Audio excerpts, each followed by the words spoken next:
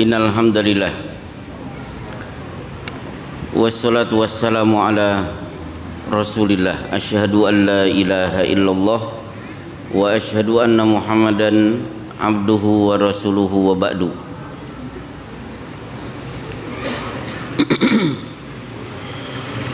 Jamaah salat maghrib yang dimuliakan oleh Allah, tema kita pada malam hari ini kita akan membahas seputar pelit dalam tinjauan Al-Quran.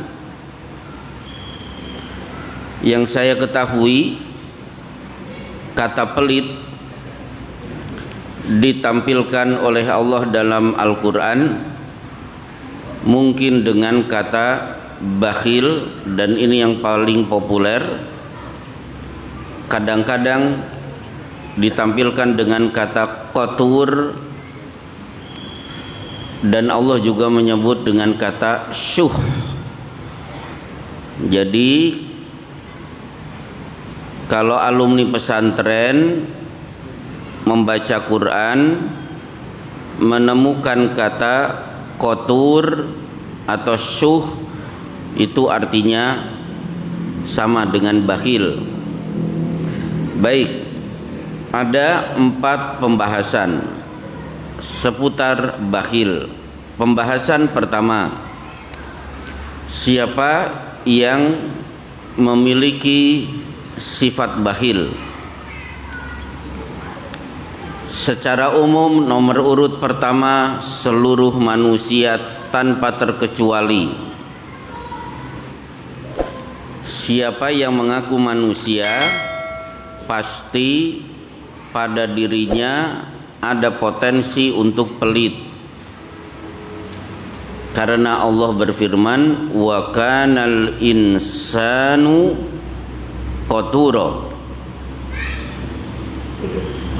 Manusia itu pada dasarnya punya sifat pelit.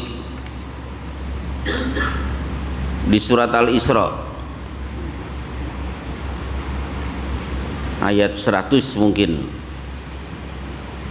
ayat 100, ya kelihatannya ayat 100. Wa kanal insanu qatura. Kalau bapak-bapak mengaku sebagai manusia, maka potensi pelit itu pasti dimiliki meskipun dia dermawan.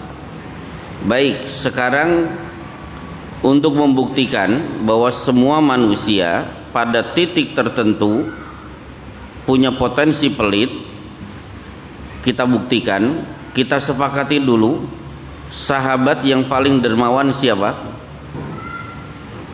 Abu Bakar. Sepakat, Abu Bakar. Ayat turun fa amma man a'ta wattaqo. Adapun dia yang gemar memberi, tidak butuh pujian, karena wattaqo ketika bersedekah memberi motivasinya karena takwa, berarti karena Allah ikhlas.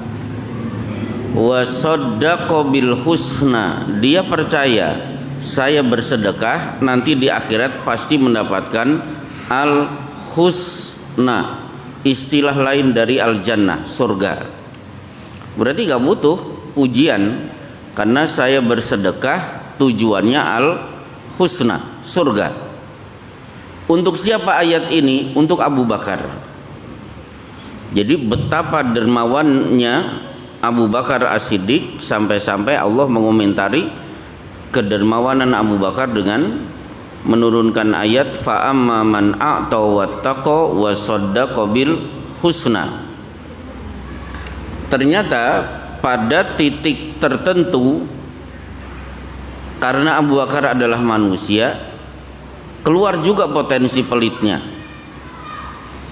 Kasus yang sering disebut para ulama dengan kasus hadisul ifki, berita bohong, tuduhan bohong yang menimpa Aisyah, seolah Aisyah punya hubungan dengan Sufwan bin Mu'attal. Saking pinternya Abdullah bin Ubay mengemas isu, 3 sahabat ikut termakan isu, ikut percaya, ikut menyebarkan. Dan 3 sahabat ini bukan kaleng-kaleng. Satu, Hasan bin Sabit, penyair kebanggaan Rasulullah Shallallahu Alaihi Wasallam. Jadi kalau ada pertanyaan siapa penyair yang sangat dibanggakan oleh Rasulullah, Hasan bin Sabit. 2, Hamnah binti Jahsi, bagi ibu-ibu yang ngaji fikih kepada seorang ustadz sedang membahas haid, nifas dan istihadah, tidak mungkin ustadz tersebut melewatkan hadis yang diriwayatkan oleh Hamnah binti Jahsi. Yang ketiga, Mistah, orang miskin, hidupnya makan, minum, pakaian ditanggung Abu Bakar As-Siddiq. Mistah. 3 orang ini termakan isu, ikut ngomong, ikut menyebarkan. Abu Bakar itu bapaknya Aisyah. Abu Bakar bapaknya Aisyah. Aisyah dituduh punya hubungan dengan Sufwan bin Mu'attal. Siapa salah satu sahabat yang ikut menyebarkan? Mistah. Otomatis Abu Bakar sakit hati. Hidupnya yang nanggung saya, teganian dia ikut-ikutan menuduh putriku punya hubungan dengan Sufwan bin Mu'attal. Akhirnya keluarlah sumpah, wallahi, dari hari ini sampai kapanpun saya tidak akan menyantuni Mistah lagi. Berarti potensi pelit itu akhirnya keluar juga. Akhirnya untuk 3 orang ini diturunkan firman Allah Subhanahu wa taala, walladzina yarmunal muhsanati thumma lam ya'tu bi arba'ati syuhada fajliduhum thamanina jaldah. Yang ikut menuduh wanita baik-baik telah melakukan perbuatan zina, maka dia berhak untuk didera 80 kali. 3 orang pun ditangkap kemudian didera 30 kali. Sementara sumpah Abu Bakar untuk tidak menyantuni Mistah lagi menyebabkan Allah menurunkan ayat wala ya'tali ulul fadli minkum was-sa'ati ayyutu ulil qurba wal masakina wal muhajirina fi sabilillah.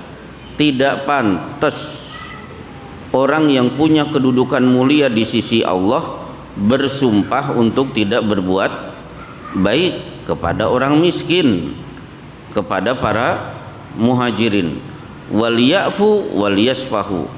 Orang seperti Abu Bakar harusnya memaafkan Mistah, toh Mistah sudah didera 80 kali.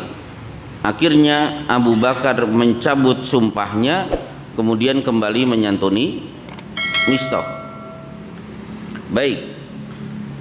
Jadi siapa yang punya potensi pelit? 1, seluruh manusia. 2, orang munafik. Pelit itu ciri khas, bahkan ciri khas yang melekat. Wa minhum man ahadallaha la in atana min fadlihi lanasaddaqanna wa lanakunanna minas solihin. Orang munafik berjanji, nanti kalau kaya kami akan rajin bersedekah. Begitu kaya, bakhilu bihi, mereka akhirnya bakhil. 2. 3, orang Yahudi. Ciri khas milik orang Yahudi itu pelit, dan pelitnya unik sekali. Kenapa unik? Mereka itu pelit. Wa qalatil yahudu yadullahi maglulah gullat aidihim. Orang Yahudi berkata Allah itu maha pelit, padahal mereka lah yang pelit. Jadi mereka itu pelit, tapi Allah dituduh sebagai pihak yang pelit. Ini kan kurang ajar. Nah, kemudian unik kedua, alladzina yabkhaluna wa ya'muruna an-nasa bil bukhli. Orang Yahudi itu mereka adalah orang bakhil dan mengajak orang lain ikut bakhil seperti dirinya. Jadi bakhil itu tidak dimakan sendiri, tapi ngajak-ngajak. Bikin grup WA, bikin yayasan sesama orang-orang pelit. Itu kan luar biasa. Jadi bikin komunitas sesama orang pelit. Coba kalau ada yayasan khusus orang-orang pelit, kemudian ketika ada rapat, kira-kira ada konsumsi tidak, Pak? Oh, enggak ada. Gawa dewe-dewe dari rumah. Kenapa? Mereka orang-orang pelit. Jadi jangan berharap dapat konsumsi kalau masuk komunitas orang-orang pelit. Baik, inilah 3 kelompok yang punya sifat pelit. Maka kalau toh bapak-bapak pelit, masuklah kelompok pertama. Kenapa? Saya manusia, pasti kondisi tertentu akan pelit. Masalah pertama selesai. Masuk masalah kedua, macam-macam pelit. Ternyata pelit itu ada macamnya. Nomor 1 dan nomor 2 langsung saya satukan. Saya ambil dari pendapatnya Ibnul Qayyim Al-Jauziyah. Ibnul Qayyim mengambil hadis tentang doa, Allahumma inni a'udzubika minal bukhli wa a'udzubika minal jubni. Ya Allah, aku berlindung kepadamu dari sifat bakhil dan berlindung kepadamu dari sifat pengecut. Bakhil dan pengecut dijadikan satu kalimat. Loh, kenapa? Orang bakhil itu pasti berat kehilangan harta. Pengecut, orang yang berat, tidak mau berkorban, tidak mau kehilangan nyawa demi tegaknya Islam. Maka perintah berjihad itu ditampilkan oleh Allah, wa tujahiduna bi amwalikum wa anfusikum. Kalian berjihad, siap kehilangan harta dan siap kehilangan nyawa-nyawa kalian. Kenapa berjihad? Dengan harta didahulukan, baru berjihad, siap berkorban nyawa. Bukan berarti berkorban harta itu lebih mulia daripada berkorban kehilangan nyawa. Kata Ibnul Qayyim Al-Jauziyah, orang kalau sudah berat kehilangan harta, bisa dipastikan jauh lebih berat untuk kehilangan nyawa. Nah, itulah pengecut. Maka kalau suatu saat ada jihad terjadi, maka kalau Bapak ingin punya nyali, siap kehilangan nyawa, harus latihan sering kehilangan harta. Kalau harta sudah terbiasa kehilangan, dia enteng, biasa zakat, infak, sodakoh, maka begitu momen jihad terjadi, dia sudah siap mempertaruhkan nyawa demi keagungan Islam. Berarti pelit nomor 1 dan nomor 2, pelit terhadap harta dan pelit terhadap nyawa. Kata Ibnul Qayyim begitu. Baik. Kemudian ketiga, pelit terhadap ilmu.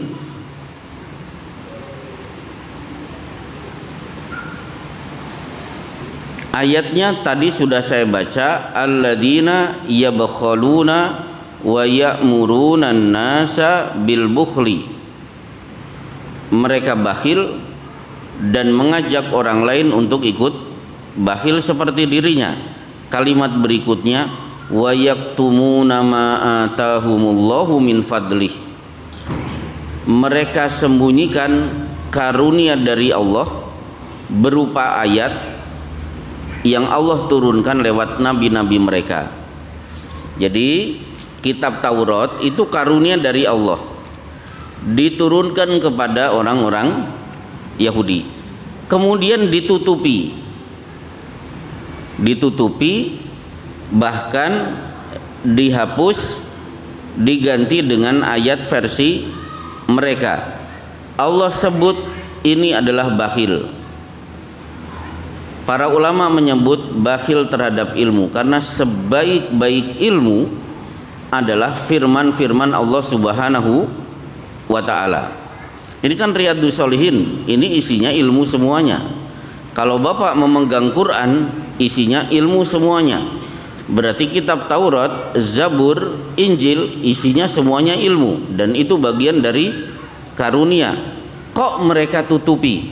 Bahkan mereka hapus, kemudian dirubah dengan ayat versi mereka. Allah komentari kelakuan itu disebut bakhil. Nah, hari ini contohnya apa? Contohnya ustadz-ustadz ketika ceramah sering tempat-tempat tertentu ketika mengundang seorang ustadz untuk berceramah, ustadznya sudah didikte untuk tolong jangan menyampaikan ini dan itu. Contoh misalnya pengalaman kita mengisi pengajian di kantor-kantor pemerintahan. Baru duduk, disambut panitia, sudah disodorkan kertas, Ustadz tolong yang seperti ini jangan disinggung, yang ini tolong jangan disampaikan. Bingung saya, sudah mendapatkan lampu merah, ada 6 kriteria yang tidak boleh disampaikan. Banyak ustadz rela mengikuti kriteria itu, menyampaikan materi sesuai dengan keinginan yang undang, biar diundang lagi. Itu disebut pelit terhadap ilmu. Karena kalau orang-orang seperti itu tidak diterangkan pelanggaran-pelanggaran mereka, otomatis mereka kan akhirnya tidak tahu ketentuan-ketentuan dari Allah. Kan kasihan menjerumuskan mereka masuk neraka. Jadi ustadz-ustadz harus tegas. Meskipun nanti saya tidak akan diundang lagi, ya sampaikan apa adanya. Jadi kalau ada ustadz menutupi ilmu, tidak mau menyampaikan ini dan itu karena pesanan, maka itu juga bagian dari sifat bakhil. Ilmu itu jauh lebih mulia daripada harta. Ketika ilmu ditutupi, tidak disampaikan, akhirnya seumur hidup mereka tidak tahu hak dan batil. 3, 4. Ini tidak disangka-sangka, ini bakhil juga. Apa itu? Orang yang rajin bernadar. Nadar itu hukum aslinya makruh. Rasulullah ditanya tentang nadar, innahu la ya'ti bi khairin. Nadar itu tidak akan mendatangkan kebaikan. Innama yustakhraju minal bakhil. Orang yang nadar, tanda orang ini sebenarnya bakhil. Loh, kenapa? Ya Allah, 1 juta saya akan infakkan demi pembangunan masjid. Seandainya engkau kabulkan permintaanku, anak saya lulus UMPTN. Berarti secara tidak langsung, ya Allah, kalau engkau tidak kabulkan doaku, aku gak jadi berinfak. Jadi Allah disuruh dulu, saya berinfak tapi memberi syarat kepada Allah. Maka Rasulullah menyebut wa innama yustakhraju minal bakhil, itu tanda orang tersebut bakhil. Yang baik mana? Ya Allah, 1 juta aku berikan untuk anak yatim piatu. Sudah diberikan. Ya Allah, kabulkan doaku, semoga saya bisa sembuh dari penyakit ini tanpa harus masuk ruangan operasi. Berarti infak dijadikan sarana tawasul, bukan sebagai nadar. Baik, yang keempat selesai. Yang kelima, ini ternyata juga bakhil. Al-bakhilu man dzukirta indahu falam yusalli alaika. Ini perkataan malaikat Jibril. Muhammad, orang bakhil adalah namamu disebut, dia tidak mau bersolawat untukmu. Hadis ini dikomentari oleh Imam An-Nawawi. Dalam satu majlis minimal sallallahu alaihi wasallam diucapkan sekali supaya kita tidak dituduh sebagai orang yang bakhil. Jadi dalam 1 jam seorang ustadz berceramah menyebut Rasulullah mungkin 50 kali, batas minimal supaya kita tidak dianggap bakhil, maka ucapkan sallallahu alaihi wasallam minimal sekali. Baik, berarti bakhil itu terhadap harta, nyawa, ilmu. Disebut bakhil juga orang yang bernadar, disebut bakhil mulutnya tidak bersolawat untuk Rasulullah Shallallahu Alaihi Wasallam saat nama beliau disebut. Nah, kemudian masuk masalah ketiga. Apa bahaya bakhil? Apa bahaya bakhil? Kalau bakhil kaitannya pengecut, tidak mau berjihad, padahal momen jihad ada di depan mata, seperti Muslim Palestina saat ini, maka Rasulullah Shallallahu Alaihi Wasallam bersabda, man mata walam yagzu walam yuhaddits fi qalbihi bi ghazwin mata ala syu'batin minan nifaq. Rasulullah memberikan satu di antara 2 opsi, silahkan pilih. Siapa yang mati belum pernah berperang atau terdetik ingin berperang membela kaum muslimin. Satu di antara 2 ini tidak ada pada diri seseorang, maka status matinya adalah munafik, berarti tidak husnul khotimah. Seperti sekarang kasus di jalur Gaza. Opsi buat bapak-bapak, silahkan pergi ke Gaza, terjun bela saudara kita. Mungkin tidak mungkin. Kenapa? Mungkin tidak ada akses, mungkin saya juga tidak punya skill yang dibutuhkan para mujahid. Maka minimal hati mengatakan, ya Allah, seandainya saya punya kemampuan, saya juga ingin terjun ke medan jihad di jalur Gaza. Jadi orang yang pelit terhadap nyawa, madorotnya adalah status saat dia mati bukan husnul khotimah, tapi statusnya munafik. Ini bahaya bakhil yang pertama, bakhil terhadap nyawa. Bagaimana dengan bakhil terhadap harta? Perlu Bapak ketahui bahwa infak, sodakoh dan lain sebagainya itu ibadah yang sangat dibutuhkan oleh orang yang sudah mati.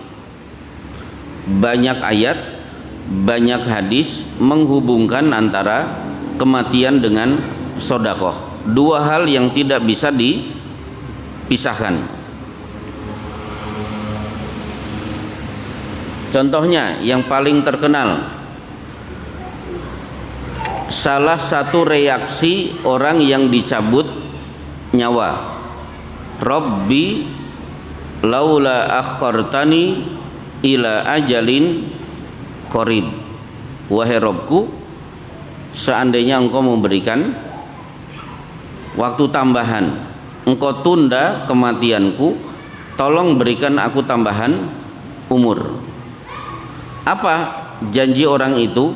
Seandainya aku diberi tambahan umur, fa asaddaqa wa akun minas solihin, akan saya habiskan umur tambahan itu untuk rajin bersedekah, dan banyak melakukan amal soleh. Berarti orang yang dicabut nyawa baru paham ternyata infak sangat dibutuhkan untuk menghadapi kematian. Contoh yang lain, idza mata ibnu adama, ini hadisnya terkenal, in qata'a anhu min amalihi illa min thalath, anak keturunan Adam kalau sudah mati maka seluruh pulsa pahala berhenti kecuali 3 perkara. Nomor urut pertama apa? Shadaqatin jariyah. Kalau sudah mati pulsa pahala berhenti kecuali sedekah jariyah, nama lain dari wakaf. Contoh yang lain, ya Rasulullah, inna ummi uqtutilat nafsuha walam tusi, ibu saya mati mendadak. Wa adzunnuha law takallamat tasaddaqat afalaha ajrun in tasaddaqtu 'alaiha. Ibu saya mati mendadak ya Rasulullah, sebagai anak saya ingin bakti. Ibu saya dapat pahala tidak kalau saya bersedekah atas nama ibu? Jadi ya Allah, 1 juta rupiah saya infakkan, aku harap pahala ini berikan kepada ibu saya. Ini sampai atau tidak? Jawaban Rasulullah singkat, na'am. Ini bukti bahwa mati dan sedekah itu tidak bisa dipisahkan. Contoh yang lain, misalnya Sa'ad bin Abi Waqqas panik, sakit keras, minta ditengok oleh Rasulullah. Akhirnya dia berwasiat, ya Rasulullah, laqad balagha alwaj'u mataro, engkau lihat sendiri aku sudah sakit keras seperti ini. Afa atasaddaqu bi thulutsai mali, kalau penyakit ini mengantarkan kepada kematian, boleh tidak saya bersedekah 2/3 dari harta yang saya miliki? Kata Rasulullah, kan tidak boleh. Fanisfu, setengahnya enggak boleh. Fathuluts, bagaimana kalau 1/3? Athulutsu katsirun au kabirun, boleh 1/3 tapi itu sudah kebanyakan. Ini berarti Sa'ad bin Abi Waqqas paham bahwa bekal terbaik ketika mati adalah bersedekah. Baik, kembali ke masalah tadi. Apa akibat orang kalau bakhil terhadap harta? Boleh jadi harta itu akan berubah menjadi setrika. Sayutau yauma fatukwa biha jibahuhum wa junubuhum, nanti harta yang dia simpan tidak dikeluarkan akan berubah menjadi setrika untuk menyetrika tubuh bagian depan dan belakang. Setiap setrika maju, setrika ngomong, hada ma kanastum, ini hukuman karena dulu kamu pelit, duit disimpan-simpan, tidak pernah dikeluarkan hak-haknya. Berapa lama disetrika? Fi yaumin kana miqdaru khamsina alfasanah, ternyata 50.000 tahun, bukan sehari 2 hari. Atau Harta itu tidak berubah menjadi setrika, tapi musilalahu syujja akro, akan berubah menjadi ular, melilit tubuh orang ini, mematuk-matuk sama fi yaumin kana miqdaru khamsina alfasana, selama 50.000 tahun, dililit dan dipatuk oleh si ular sebagai penjelmaan dari harta yang dulu pernah dia tahan. Atau wala yahsabanna alladziina yabkhalu bima atahum, jangan kira bakhil itu baik, bakhil itu jelek. Apa jeleknya? Sayutawwaquna ma bakhilu bihi yaumal qiyamah, seluruh harta yang dia miliki akan dikalungkan di lehernya. Jadi si pelit-pelit ini nanti Bapak akan melihat kalau di hari kiamat ada orang di lehernya ada kalung isinya seluruh harta yang pernah dia miliki. Berarti apa? Mobil, sawah, kebun, ember, piring, sendok, semua ada di lehernya.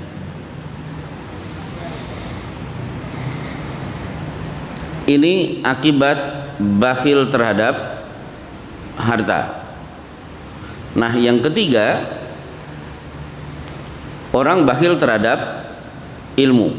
Punya ilmu tidak disampaikan.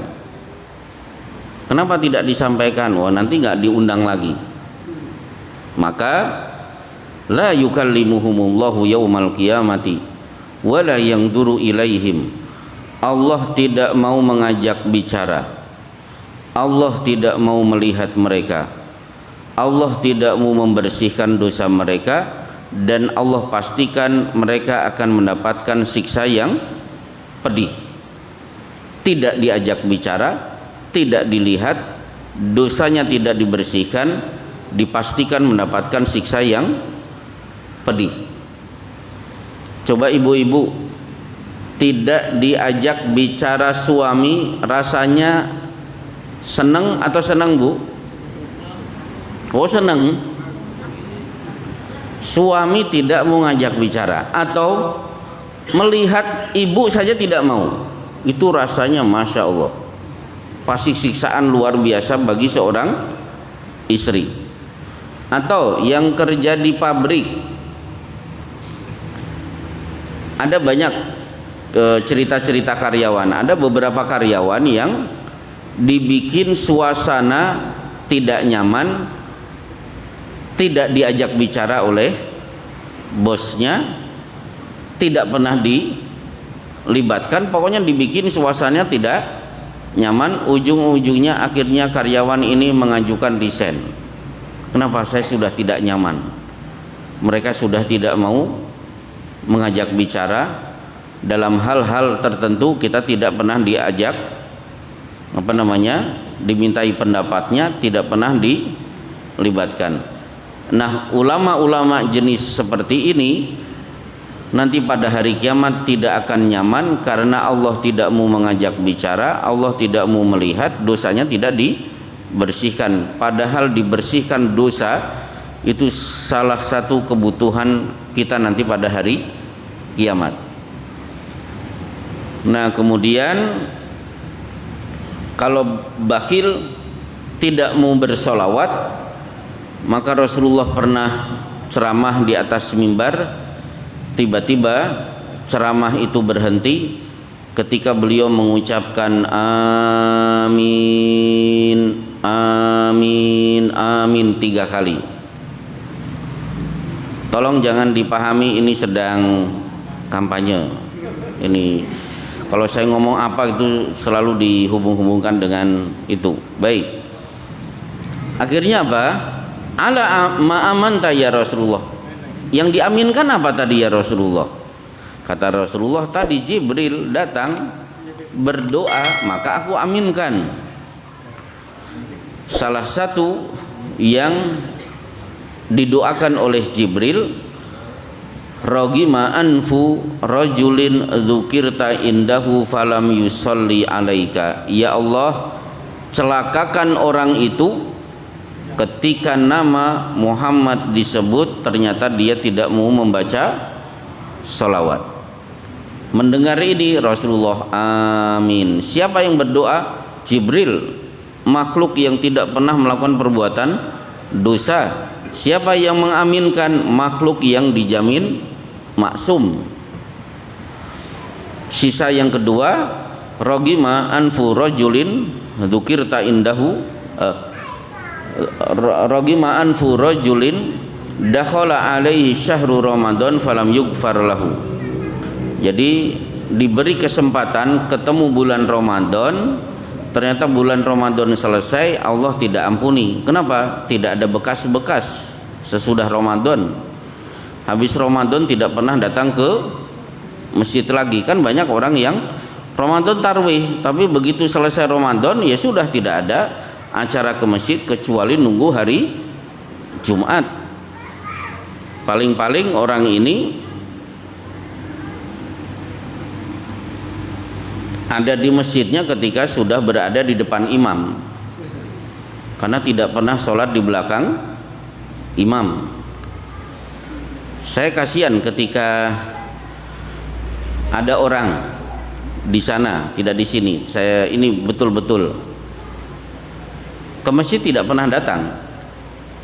Akhirnya ke masjid ketika sudah siap disolatkan. Maka saya sampaikan kepada jamaah, lebih baik bapak-bapak pergi ke masjid sendirian daripada pergi ke masjid diantar oleh satu RW. Karena orang ini diantar oleh satu RW pergi ke masjid. Jadi biasakan ke masjid pergi sendirian, bukan diantar oleh orang satu RW. Karena ini kejadian 2 minggu yang lalu di tempat saya.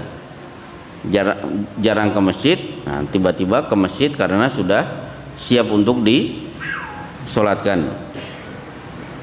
Kita lanjutkan. Doa Jibril yang ketiga adalah diberi kesempatan bisa bertemu orang tua tapi tidak bisa berbakti. Jadi ada kesempatan bakti kepada orang tua, ternyata dia tidak berbakti. Nah, untuk masalah ini ada ibu-ibu konsultasi. Saya sebagai anak perempuan,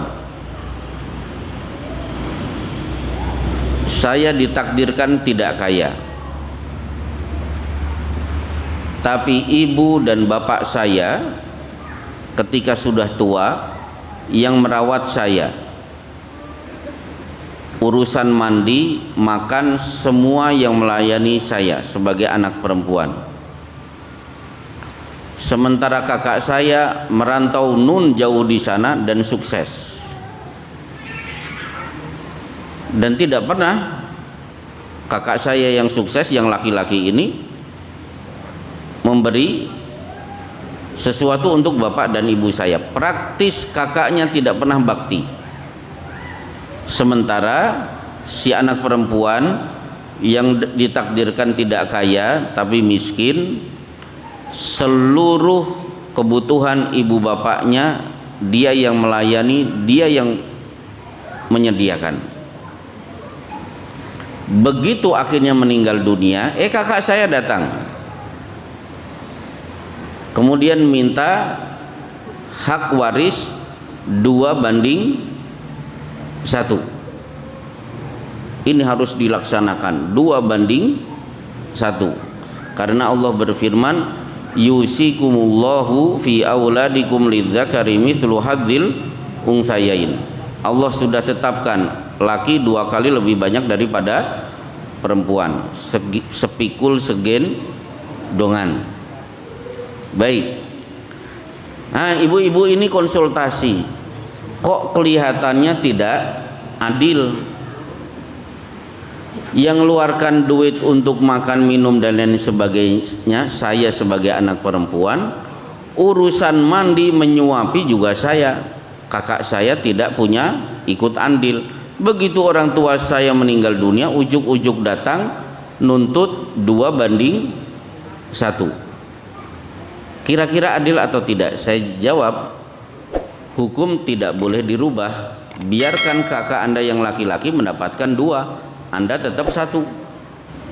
Bakti kepada orang tua itu tidak bisa menganulir hukum waris. Saya ulangi ya Bu ya, baktinya seorang anak itu tidak bisa menganulir hukum waris.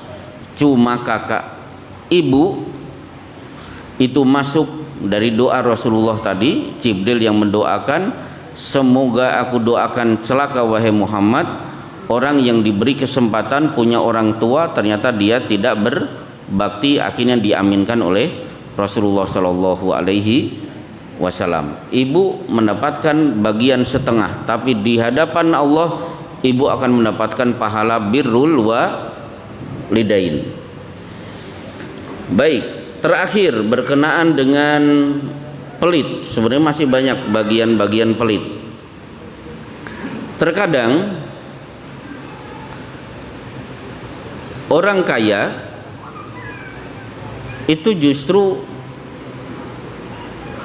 potensi pelitnya malah besar daripada orang-orang miskin. Karena pada masa Rasulullah Shallallahu Alaihi Wasallam pada perang Tabuk, si kaya dan si miskin sama-sama datang ikut berdonasi. Tapi ada satu riwayat, coba bapak-bapak yang pernah ke Tanah Suci, ketika berada di Bukit Sofa, bapak bayangkan di Bukit Sofa, ketika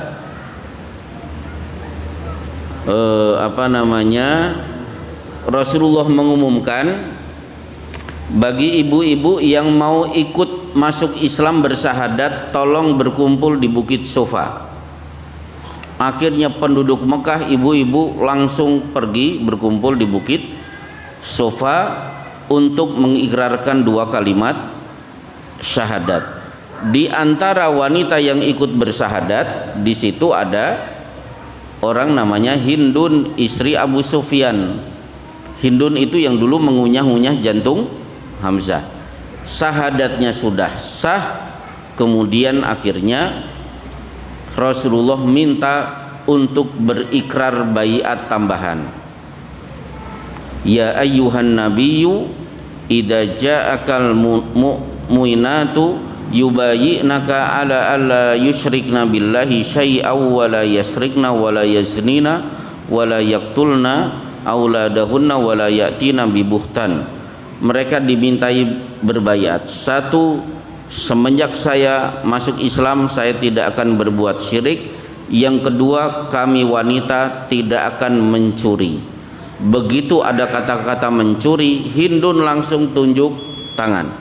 Maaf ya Rasulullah, untuk mencuri saya nggak bisa, saya harus mencuri. Kenapa? Inna Aba Sufyana kana rajulan syahihan. Saya punya suami kaya raya tapi pelitnya luar biasa. Ma yu'tini minal mali ma yakfini wa yakfi ibni. Kalau ngasih belanja cukup buat dia, saya kalau mau makan harus nyari sendiri. Akhirnya apa? Boleh tidak saya mengambil harta Abu Sufyan tanpa sepengetahuan Abu Sufyan? Akhirnya Rasulullah bersabda, khudhi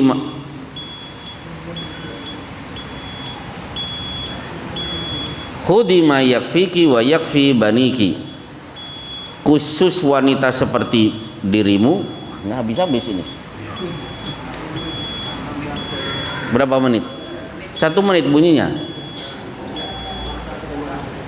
Nah, baik. Khusus kamu boleh ambil duit Abu Sufyan tanpa sepengetahuan Abu Sufyan dengan syarat cukup untuk memenuhi kebutuhan dirimu. Jadi ibu-ibu yang suaminya Abu Sufyan, silahkan pantau kapan si Abu Sufyan itu pergi dari rumah dan di mana dompetnya ditinggal. Tapi syaratnya apa? Suaminya Abu Sufyan. Baik, cukup insya Allah.